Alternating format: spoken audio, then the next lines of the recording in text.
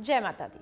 नमस्कार दोस्तों, आप देख रहे हैं दुनिया का नंबर 1 ज्योतिषीय यूट्यूब चैनल एस्ट्रोसेज टीवी और मैं शिल्पी मिश्रा आज आपके लिए लेकर आई हूँ एक बेहद खास जानकारी।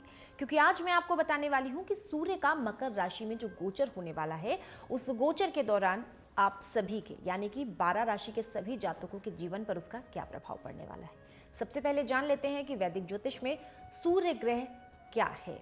तो चलिए बताते हैं आपको कि सूर्य ग्रह को ग्रहों के राजा की उपाधि प्राप्त है। सूर्य को जगत की आत्मा भी कहा जाता है और ये देखा गया है कि जब भी सूर्य अपना स्थान परिवर्तन करते हुए मकर राशि में प्रवेश करता है तो इस घटना का प्रभाव बेहद शुभ माना जाता है। जी हाँ, और इस बार सूर्य का मकर राशि में जो गोचर होने वाला है उससे आपके जीवन में क्या शुभ होने वाला है यही बताने वाली हूं मैं आपको। कई स्थानों पर इस विशेष दिन को मकर संक्रांति के पर्व के रूप में धूमधाम से मनाया भी जाता है और इस बार सूर्य का मकर राशि में प्रवेश 14 जनवरी साल 2021 जो चल रहा है और कब वक्त भी जान लीजिए, प्रातः काल यानी कि सुबह 8:04 पर होने वाला है। इसलिए इस बार देश भर में मकर संक्रांति, पोंगल और उत्तरायण पर्व 15 जनवरी को मनाया जा रहा है।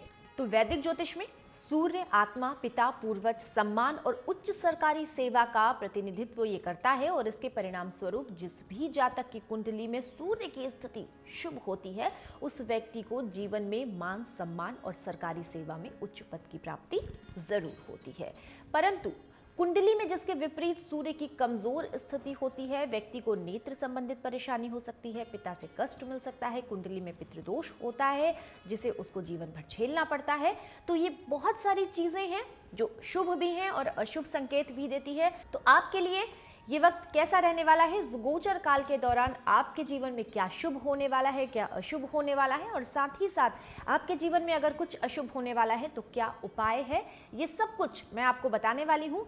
इन सब चीज़ों को बताने से पहले एक बहुत महत्वपूर्ण बात मैं आपको बता दूं कि जो भी राशिफल मैं आपको बताने जा रही हूँ वो चंद्र राशि पर आधारित राशिफल है और आप अपने जन्म के हिसाब से इस राशिफल को देख सकते हैं। तो सबसे पहले बात करते हैं मेष राशि की।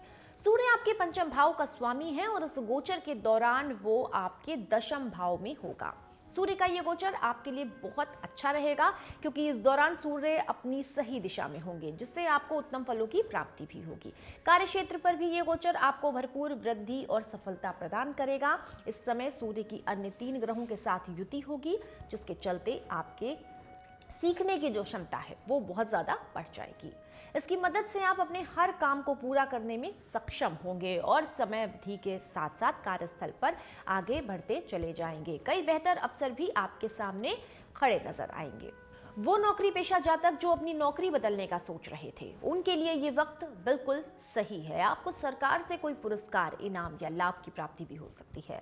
अब बात कर लेते हैं शेयर बाजार की। तो जो भी जातक शेयर बाजार से जुड़े हुए कारोबार करते हैं उनके लिए ये गोचर काल का जो दौरान है ये बहुत ज्यादा शुभ रहने वाला है। उनकी आय में वृद्धि होगी, साथ ही साथ आपकी जो नाम है, आपका जो प्रतिष्ठा है उसमें भी बढ़ोतरी होगी और कई आपको अच्छे सुनहरे अवसर भी मिलेंगे। शादीशुदा जातकों की अगर बात कर ले तो संतान की वृद्धि और उनकी प्रगति को देखकर आपको इस वक्त बहुत ज्यादा खुशी होगी। साथ ही साथ आपकी संतान को थोड़ा सा स्वास्थ्य कष्ट हो सकता है, इसलिए आपको अपनी संतान का बहुत ज़्यादा ख्याल रखना है। इससे आपका मानसिक संतुलन भी थोड़ा सा बिगड़ सकता है क्योंकि जब भी घर में हमने देखा है बच्चे अस्वस्थ होते हैं तो माता पिता के साथ साथ परिवार के सभी सदस्य बहुत ज़्यादा विचलित हो जाते हैं। तो आपको अपने बच्चे का ध्यान रखना है ताकि कोई भी परेशानी उन्हें ना हो, अन्यथा आपको भी मानसिक तनाव होगा। इस समय सूर्यदेव शनि के साथ युति करेंगे, इसलिए आशंका है कि आपका अपने पिता या पिता तुल्य किसी व्यक्ति से विचारों का मतभेद भी हो। ऐसे में आपको मर्यादित आचरण करते रहना है, अपनी वाणी पर थोड़ा सा संयम रखना है और हर परिस्थिति में अपनी भाषा पर नियंत्रण रखना है। ये आपके लिए बहुत ज़रूरी है और ये मेरी तरफ से सलाह भी है कि आप कुछ भी बोलने से पहले थोड़ा सा सोचें, खास करके परिवार के जो भी बड़े सदस्य हैं उनके सामने। कुल मिलाकर के कहें तो ये गोचर आपके लिए अनुकूल रहने वाला है, बस आपको हर नियंत्रण को बहुत ज़्यादा बुद्धिमानी के साथ निभा लेना है। तो चलिए अब आपके लिए उपाय क्या है वो भी बता देती हूँ। तो उपाय के तौर पर सूर्योदय के समय प्रतिदिन सूर्य नमस्कार करना आपके लिए बेहद शुभ रहने वाला है। आगे बढ़ेंगे और अब बात करेंगे वृषभ राशि की। सूर्य आपके चतुर्थ भाव के स्वामी हैं और इस गोचर के दौरान वो आपके नवम भाव में होंगे, जिससे आपको अपने जीवन में मिश्रित लेकिन महत्वपूर्ण परिणामों की प्राप्ति होने वाली है। सूर्य की स्थिति आपकी माँ की सेहत में थोड़ा सा गिरावट ला सकती है, जिससे उन्हें अपने जीवन में कुछ समस्या परेशान कर सकती है। ऐसे में आपको हर परिस्थिति में उनका सहयोग करना है, यही मेरी सलाह है आपको। अपनी माता का ध्यान रखिए। बात अगर आपके प्रेम संबंध की कर ले तो आप अपने जीवन साथी या प्रेमी से विवाद संभव हो सकता है कि इस दौरान आपका विवाद हो जाए, तो थोड़ा सा माँ के स्वास्थ्य का ख्याल रखना है। साथ ही साथ पत्नी को या प्रेमिका को भी समय देना है और सब कुछ लाइफ में बैलेंस्ड करके चलना है, ये आपका इस वक्त काम है। खुद को शांत रखना है, हर परिस्थिति को सुलझाने का आपको ही प्रयास करते रहना है, अन्यथा बात बढ़ सकती है। कार्य क्षेत्र से जुड़ी हुई बात कर ली जाए तो हो सकता है आपको कोई यात्रा करनी पड़े, लेकिन ये यात्रा आपके लिए फायदेमंद होगी, आपको आर्थिक लाभ होगा। इस समय अवधि के दौरान आपके स्वभाव में जिद्दीपन भी देखा जा सकता है, जिससे आपका अपने सहकर्मियों और वरिष्ठ अधिकारियों से थोड़ा सा मतभेद हो सकता है, ऐसे योग बन रहे हैं। आपको अपने अधिकारियों और अपने अधीन कार्य कर रहे कर्मियों के सहयोग करना है, अपने दृष्टिकोण में थोड़ी सी कोमलता लानी है और यही आपके लिए बेहतर है। आपका जो आर्थिक जीवन है उस पर अगर नजर डालते हैं तो ये समय ठीक रहने वाला है। इस दौरान धन का आदान प्रदान भी होगा। आप अपने धन की बचत के लिए किसी योजना में निवेश करने का फैसला भी ले सकते हैं, क्योंकि इस गोचर के दौरान आपके खर्चे बहुत ज्यादा बढ़ जाएंगे। ऐसे में आपको शुरुआत से ही अपने धन को संचय करके रखने की जरूरत है। साथ ही साथ एक बजट प्लान करना है और उसके हिसाब से ही आपको धन खर्च करना है। लंबी अवधि के लिए किसी पॉलिसी आदि जैसी सकारात्मक जगहों पर अगर आप अपना पैसा लगा देते हैं, निवेश कर लेते हैं, तो ये आपके लिए ज़्यादा बेनिफिशियल होगा। हालांकि आपको इस विषय पर अपने माता पिता या फिर वो व्यक्ति जिनसे आप सलाह लेते हैं, जो भी आपके जीवन में ऐसे लोग हैं, उनकी सलाह आप ज़रूर लें। आध्यात्मिक किताबों को पढ़ें और किसी भी धार्मिक स्थान पर आप जाएं तो आपको बहुत अच्छे उसके परिणाम मिलेंगे। आत्ममंथन करते हुए स्वयं के साथ संबंध स्थापित करें और साथ ही साथ किसी भी तरह के दिखावे में बिल्कुल भी ना पड़े। उपाय के तौर पर क्या करना है ये जान लीजिए। रोजाना सुबह गायत्री मंत्र का जाप करें, मन तो शांत रहेगा ही रहेगा, साथ ही साथ आपको इससे बहुत अच्छे उपाय भी है ये आपके लिए और आपको बहुत अच्छे से परिणाम मिलेंगे। बात कर लेते हैं मिथुन राशि की। तो सूर्य आपके तृतीय भाव का स्वामी होकर आपके अष्टम भाव में गोचर करेगा, जो परिवर्तन और बदलाव का भाव होता है, और ऐसे में आपको इस दौरान कार्य क्षेत्र पर सफलता प्राप्त होगी। पहले से अधिक मेहनत करने की आपको जरूरत है। साथ ही साथ आपको इस वक्त अपनी बात हर किसी से साझा करने से भी बचना होगा। जरूरी नहीं है कि आप जो सोच रहे हैं, जो करने वाले हैं, वो आप सबके साथ शेयर करें। ऐसा नहीं है कि आप अपने मन की बात किसी से ना करें, लेकिन हर किसी से बिल्कुल भी ना करें, अन्यथा कोई आपकी बातों से आपका फायदा उठा सकता है, आपको जिसका नुकसान भी हो सकता है। इस दौरान आप अपने कार्यस्थल पर कुछ पुरानी प्रथाओं से असंतुष्ट नजर आएंगे, जिसके परिणाम स्वरूप आपका अपने वरिष्ठ अधिकारियों से वाद विवाद संभव है। हालांकि आपको सलाह यही है कि आप किसी से भी वाद विवाद ना करें, और अगर कोई भी ऐसी परिस्थिति बन रही है जहां वाद विवाद उत्पन्न होने जैसे लग रहा है, आपको हालात पैदा हो रहे हैं, तो खुद को वहां से दूर रखें, अन्यथा हो सकता है कि उस वाद विवाद में पड़ने के बाद आपकी जो छवि है वो खराब हो जाए। सही समय और सही जो कार्रवाई है उसका आपको इंतजार करना होगा, और जब भी आप प्रतीक्षा करेंगे और उसका जो फल आएगा वो निश्चित तौर पर आपके लिए बेहतर ही होगा। तो सब कुछ समय पर छोड़ दीजिए। मिथुन राशि के जो जातक अपनी नई नौकरी की तलाश कर रहे हैं, हालांकि अनुसंधान डेटा विश्लेषण से संबंधित संगठन में कार्य कर रहे जातकों को ये गोचर अनुकूल परिणाम देने वाला है। तो आप अगर ऐसा कर रहे हैं, कोई नई नौकरी तलाशने की कोशिश कर रहे हैं, तो ये समय भी आपके लिए परफेक्ट है। आर्थिक जीवन पर नजर डाल लें तो आर्थिक तंगी से आपको थोड़ा सा दो चार होना पड़ सकता है। ऐसे में अपने खर्चों पर आपको नियंत्रण करके रखना है। इस महीने आपके लिए एकमात्र विकल्प क्या है? निजी जीवन की बातें करें, और सूर्य इस दौरान के दूसरे भाव की दृष्टि करने वाला है, तो इसके कारण आपके स्वभाव में भी थोड़ा सा चिड़चिड़ापन रहेगा, तो आप ना चाहते हुए दूसरों को आहत करते नजर आएंगे। इसलिए थोड़ा सा अपने स्वभाव में भी आपको परिवर्तन करने की जरूरत है। शादीशुदा जातकों का अपने ससुराल पक्ष से विवाद संभव है, जिसका प्रभाव आपके दाम्पत्य जीवन में भी निश्चित तौर पर पड़ेगा। इसलिए कुछ भी बोलने से पहले अपने शब्दों का चयन करें, सोचें समझें और उसके बाद बात करें। कुंडली का दूसरा भाव भाई बहनों को दर्शाता है, और ऐसे में सूर्य का ये गोचर आपके भाई बहन को अपने निजी और पेशेवर जीवन में थोड़ी सी परेशानी दे सकता है। बात अगर स्वास्थ्य के लिहाज से कर लें तो समय थोड़ा सा प्रतिकूल है। आपको पेट संबंधित समस्या या कोहनी में चोट लग सकती है, कुछ परेशानी होने के योग तो नजर आ रहे हैं। ऐसे में सही खान पान आपको लेना है। चलते समय या वाहन चलाते समय थोड़ी सी सावधानी बरतनी है। बाकी सब कुछ आपकी लाइफ में बैलेंस्ड है। बस आपको थोड़ा सा खुद पर आत्ममंथन करने की जरूरत है। उपाय के तौर पर आपको क्या करना है, रोज सुबह राम रक्षा स्तोत्र का पाठ करना आपके लिए बेहद शुभ रहने वाला है। आगे बढ़ेंगे, बात करेंगे अगली राशि की यानी कि कर्क की। तो सूर्य आपके द्वितीय भाव के स्वामी हैं और अपने इस गोचर के समय वो आपके सप्तम भाव में होंगे, जो जीवन साथी, साझेदार और वैवाहिक संबंधों को दर्शाता है। इस दौरान आपको अपने निजी जीवन में मानसिक तनाव की प्राप्ति होगी, क्योंकि आप इस दौरान अधिक भावनात्मक होंगे, जिससे आप छोटी छोटी बातों पर बहुत ज़्यादा परेशान हो जाएंगे। आप उसे दिल से लगा लेंगे और बहुत उदास हो जाएंगे। इससे आपके और आपके साथी के बीच जो संबंध हैं उनमें भी दूरियां देखी जाएंगी। अस्वीकृत होने की आशंका सिंगल जातकों को खास व्यक्ति से बातचीत को आगे बढ़ाने में रोक सकती है। इसे आप उनके समक्ष अपनी भावना व्यक्त करने में भी असमर्थ दिखेंगे। कार्यक्षेत्र की अगर बात कर ले तो ये वक्त उत्तम है। आपको अपने कार्यस्थल पर उत्तम पद की प्राप्ति के अवसर मिलेंगे, लेकिन अपने पुरस्कार और उन्नति को लेकर के सराहना ना प्राप्त होने से आपका जो निर्णय है वो बहुत जल्दबाजी में होगा। तो ऐसा बिल्कुल भी मत कीजिए, जिसके कारण आपको कार्यस्थल पर थोड़ी सी परेशानियां भी हो सकती हैं और ये आपके लिए खतरा भी खड़ा कर सकती हैं। अब बात कर लेते हैं आर्थिक खर्चों की।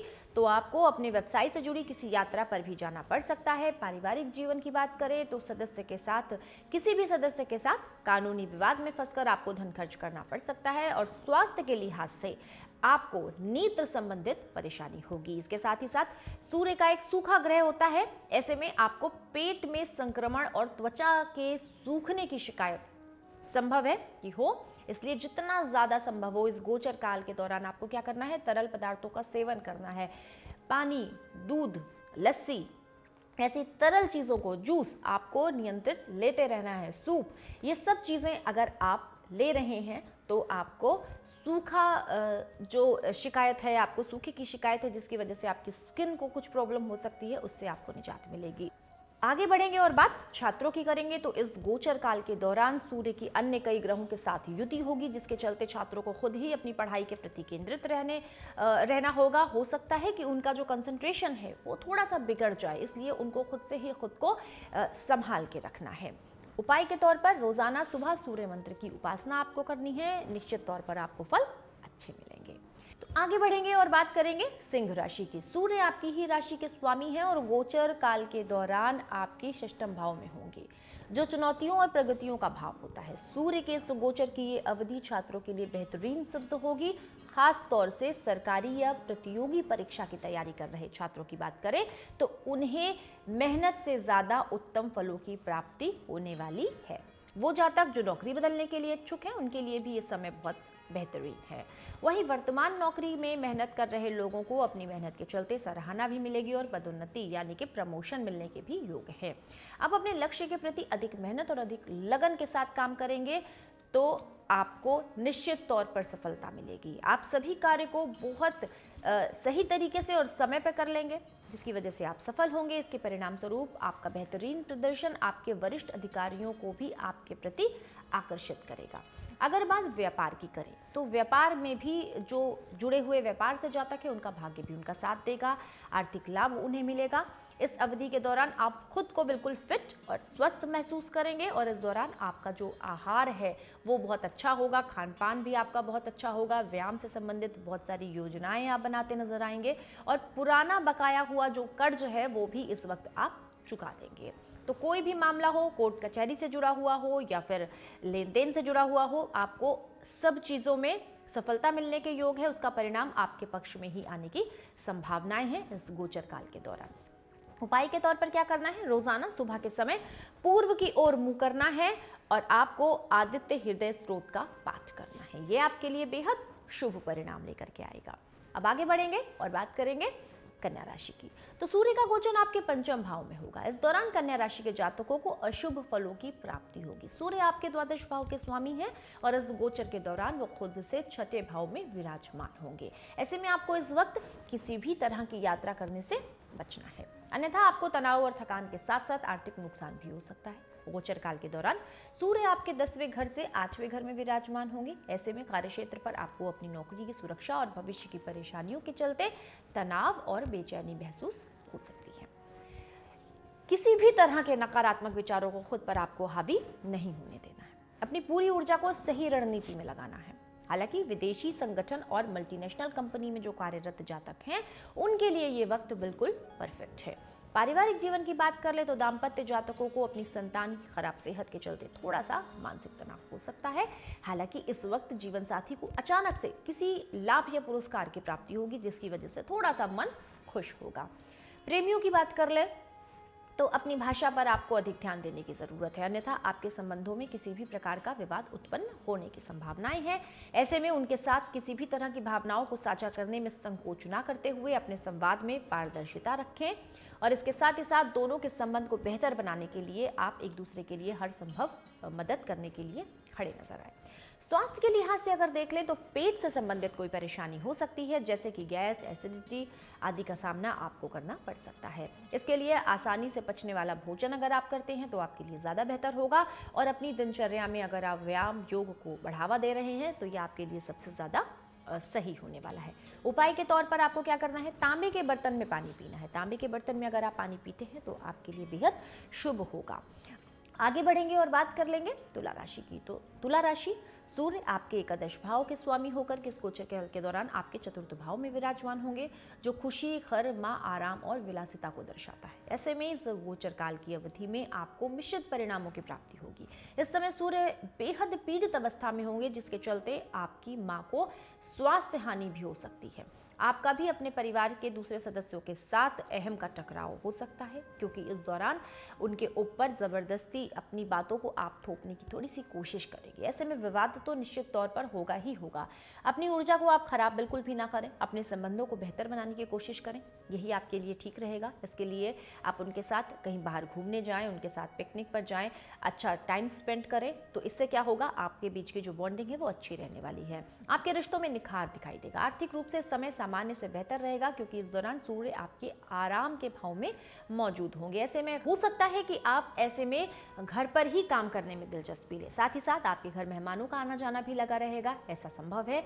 कुछ जातक जमीन को खरीदने की जो है सोच सकते हैं, उसकी बिक्री के बारे में सोच सकते हैं, तो ऐसे हालात में उनको धन की जो है धन अर्जित होगा। इस गोचर काल के समय पर सूर्य मकर राशि में विराजमान होंगे, जो शनिदेव की राशि होती है, और ऐसे में सेहत के लिहाज से आपको सावधानी बरतनी होगी। विशेष रूप से यदि आप बीपी, हृदय रोग आदि जैसी समस्याओं से पीड़ित हैं, तो इस गोचर काल के दौरान आपको सांस में संबंधित परेशानी हो सकती है। आपको व्यायाम, प्राणायाम करने की मैं सलाह देती हूँ। अगर आप ऐसा करेंगे तो खुद में बहुत ज़्यादा पॉजिटिव आप फील करेंगे। उपाय के तौर पर पूर्व दिशा की ओर मुंह करके प्रतिदिन सुबह सूर्याष्टक का पाठ करना आपके लिए बेहद शुभ रहने वाला है। दोस्तों आगे बढ़ेंगे और अब बात कर लेंगे वृश्चिक राशि की। तो सूर्य आपके दशम भाव के स्वामी हैं और इस गोचर की अवधि में सूर्य आपके तृतीय भाव में स्थित होंगे। इस दौरान आपको भाग्य का साथ मिलने वाला है और आप अपने प्रयासों में सफलता की प्राप्ति करते नजर आएंगे। कार्यक्षेत्र पर आप अधिक उत्सुकता के साथ काम करेंगे। अपनी कार्य क्षमता में सुधार का भी जो है लगातार प्रयास करते नजर आएंगे। नए संपर्क बनाने के साथ अपने पुराने संपर्क को मजबूत करेंगे और ये वक्त आपके लिए बहुत ज़्यादा शुभ भी है। चूंकि सूर्य आपके 10वें भाव के स्वामी हैं, इस गोचर के दौरान वो खुद से छठे घर में विराजमान होंगे। ऐसे में आपके शत्रु तो सक्रिय होंगे, परंतु आप अपनी सतर्कता से उनको परास्त करने में सफल रहेंगे।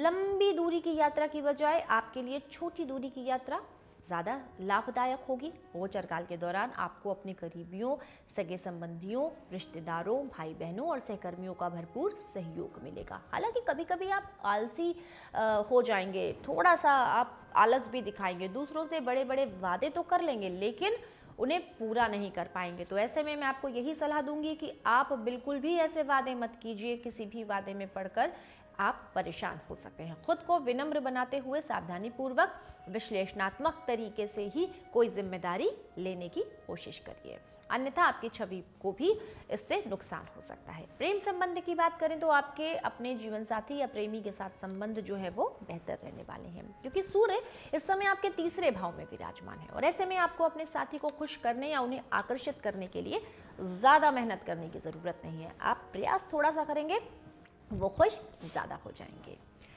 इसके साथ ही साथ अगर बात सेहत की कर लें तो सेहत के लिहाज से ये जो समय है वो आपके लिए सामान्य है। हालांकि आपको इस बात को सुनिश्चित करना होगा कि अपने काम की अधिकता के चलते आप अपने स्वास्थ्य को नज़रअंदाज कर रहे हैं, तो ऐसा बिल्कुल भी मत कीजिए। अपने खाने पीने पर, अपनी नींद पर आपको पूरा फोकस करके रखना है। उपाय के तौर पर तांबे या सोने की अंगूठी में उच्च गुणवत्ता वाले माणिक्य को अपनी दाहिनी हाथ की अनामिका में पहने आपको लाभकारी परिणाम निश्चित तौर पर मिलेंगे।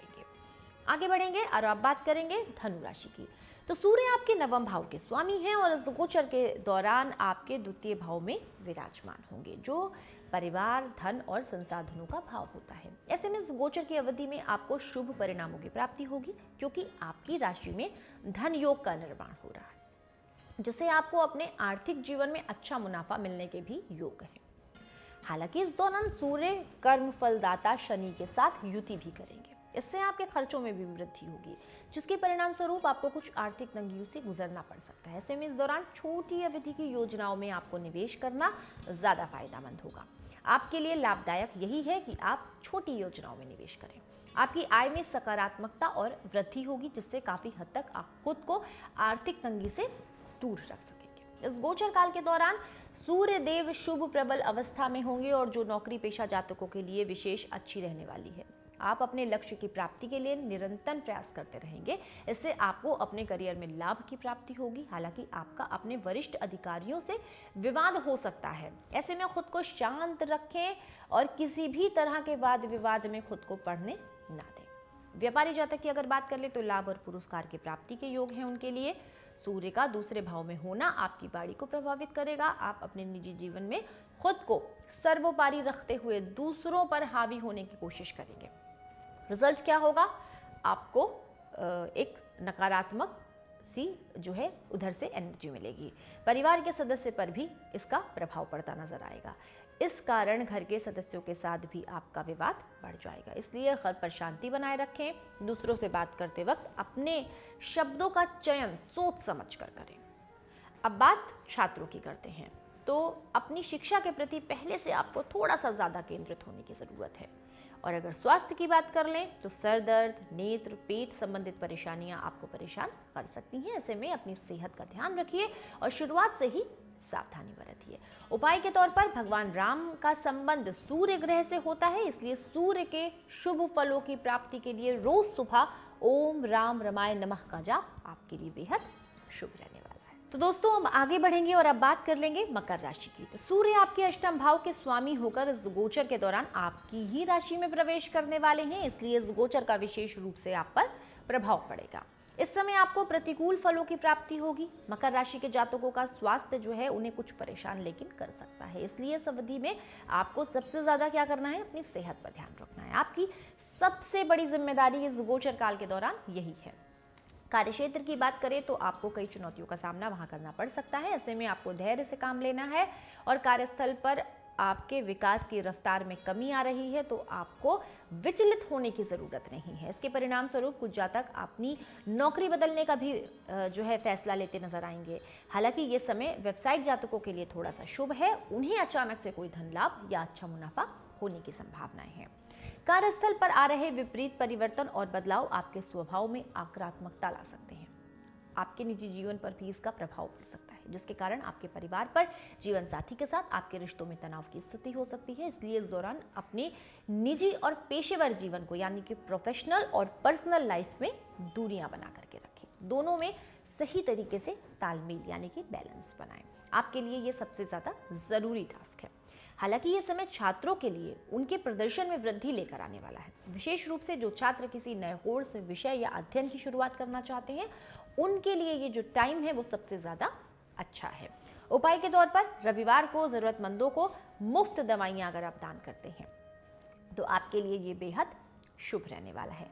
अब आगे बढ़ेंगे और बात कर लेंगे अगली यानी कि कुंभ राशि की। तो कुंभ राशि वाले जातकों पर इस गोचर काल के दौरान क्या प्रभाव पड़ने वाला है, जान लेते हैं। आपके जीवन साथी या प्रेमी को स्वास्थ्य हानि हो सकती है, क्योंकि सूर्य आपके सप्तम भाव के स्वामी है और इस गोचर के दौरान आपके द्वादश भाव में प्रवेश करेंगे, जो खर्चों का भाव होता है। ऐसे में इस राशि के समय आपके साथी को अपने जीवन में बहुत सी चुनौतियों का सामना करना पड़ सकता है, इसलिए हर परिस्थिति में उनका आपको क्या करना है, साथ देना है। विदेश यात्रा, विदेश से लाभ, विदेश में बसने के लिए अगर आप इच्छुक हैं तो ऐसे जातकों को इस वक्त अच्छे परिणाम मिलेंगे। इस दौरान उन्हें इच्छानुसार शुभ फलों की प्राप्ति होगी। इस अवधि के दौरान कार्यस्थल पर आपको कई अवसर भी मिलने वाले हैं। ऐसे में आपको मेरी यही सलाह है कि इन अवसरों का उचित उपयोग करें, खुद को जागरूक रखें और बहुत ज्यादा समझदारी के साथ ही कोई फैसला लें। जो व्यापारी जातक किसी भी प्रकार का नया निवेश करने की सोच रहे हैं, उन्हें अभी इससे परहेज करने की सलाह मैं दूंगी। धन हानि हो सकती है। साथ ही गोचर के समय किसी भी तरह की गैर कानूनी गतिविधियों में या फिर कानून का उल्लंघन करने से आपको बचना है, अन्यथा आप खुद को किसी बड़ी परेशानी में फंसा सकते हैं। अब बात स्वास्थ्य के लिहाज से देखें तो आपको अनिद्रा, आंखों की रोशनी की समस्या, पेट से संबंधित विकार, ऐसी बहुत सारी परेशानियां हो सकती हैं। ये योग बन रहे हैं आपके लिए। ऐसे में मैं आपको क्या सलाह देना चाहती हूँ, बस यही कि छोटी से छोटी बीमारी को भी नजरअंदाज इस वक्त बिल्कुल भी नहीं करना है। कोई भी परेशानी है तुरंत डॉक्टर के पास जाना है, जांच कराना है और उनका जो भी परामर्श है उसको मान लेना है और सही से खुद की देखभाल करना है।